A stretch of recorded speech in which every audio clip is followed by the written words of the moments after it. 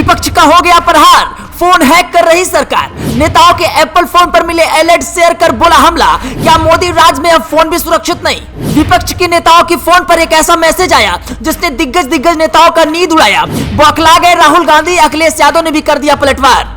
क्या विपक्ष के नेताओं के आईफोन में होने वाला है अटैक? आखिर एप्पल कंपनी ने हैकिंग को लेकर क्यों किया अलर्ट और सत्ता के नेताओं के फोन पर क्यों नहीं आया मैसेज? एप्पल कंपनी की तरफ से हैकिंग को लेकर आए अलर्ट ने सियासत में नया भूचाल खड़ा कर दिया है। समूचा विपक्ष जहां सरकार पर जासूसी करने का आरोप लगा रहा है, तो वहीं सरकार का कहना है कि ये पूरी तरह से निराधार बातें हैं। कांग्रेस नेता राहुल गांधी, सपा प्रमुख अखिलेश यादव, आप नेता राघव चड्ढा, शिवसेना सांसद प्रियंका चतुर्वेदी और तृणमूल कांग्रेस की सांसद महुआ मोइत्रा सहित अन्य नेताओं ने आरोप लगाया है कि सरकार जासूसी कर रही है। सरकार डरकर ये सब कर रही है।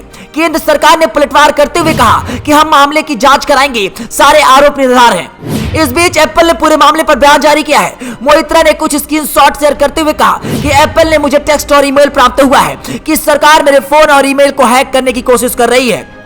एचएमओ इंडिया को बचने का मौका मिल गया।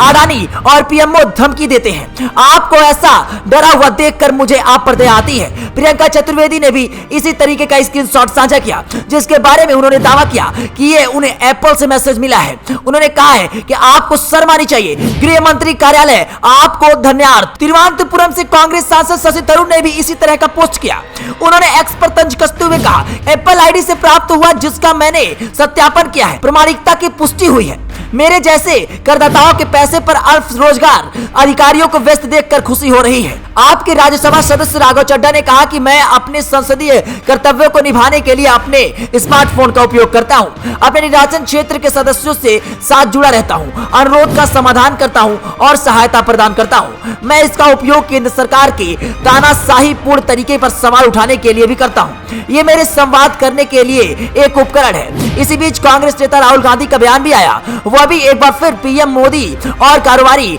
गौतम अडानी पर हमलावर हुए। उन्होंने कहा कि मैं फोन टैपिंग से नहीं डरता। राहुल गांधी ने कहा कि केसी वेणुगोपाल, पवन खेड़ा, सीताराम येचुरी समेत कई नेताओं को ऐसा मैसेज आया है। उन्होंने कहा कि कमी लोग भाजपा और अडानी से लड़ रहे हैं। आप जितना चाहे फोन को टैप कर सकते हैं, मैं इसकी परवाह नहीं करता। आप चाहे तो मैं अपना फोन ही दे दूं।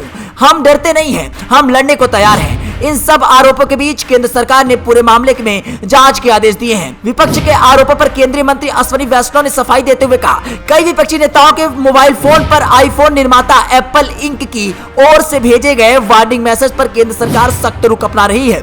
अधूरी जानकारी देने को एप्पल पर निशाना साधते हुए सरकार ने इस मामले की जांच भी शुरू कर दी है। वहीं एप्पल ने कहा कि खतरे की सूचना के लिए किसी विशिष्ट सरकार प्रायोजित हमलावर को जिम्मेदार नहीं ठहराता। कंपनी ने कहा कि सरकार प्रायोजित हमलावर आर्थिक और तकनीक रूप से बहुत मजबूत होते हैं और उनके हमले समय के साथ विकसित होते हैं। हालांकि एप्पल ने इस बारे में बताने से इनकार कर दिया कि तृणमूल कांग्रेस टीएमसी की सांसद महुआ मोइत्रा समेत अन्य नेताओं को किस वजह से चेतावनी मिली।